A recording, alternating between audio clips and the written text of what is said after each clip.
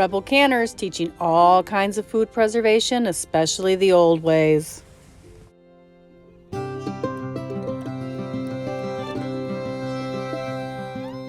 Like, subscribe, and don't forget to ring that notification bell so you never miss an episode.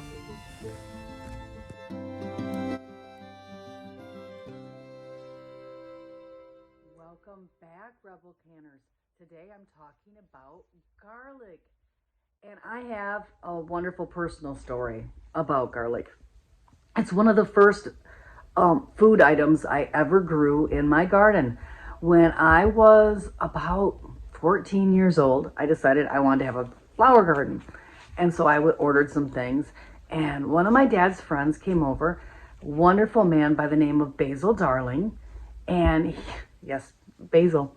And he saw my love of gardening starting, and he brought me some seed garlic. So not a clove like this, but actually a little round seed.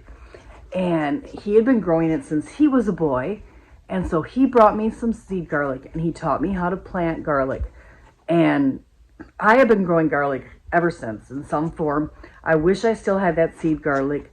I left it at my parents' place after my parents died.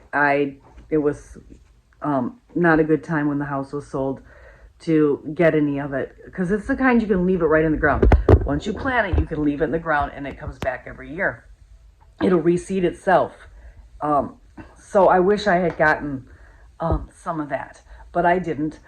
But I have got this. This is Chinook. I don't know how to pronounce it. I've already planted music in my garden, and so I've got another named variety. Kind of new for me this year, doing named varieties. And so garlic is so easy. You plant it in the fall, anytime before the snow flies here in the north, and then you can harvest it the following year. You don't need a lot of space, and you can even get a clove like this from the grocery store. It will sprout, it will grow. You will get garlic. So you don't have to have anything fancy to get started and get in your own crops. And so get out there and get some garlic planted. And I'm going to have a little clip of me putting some of it in my garden. So thank you and have a great day.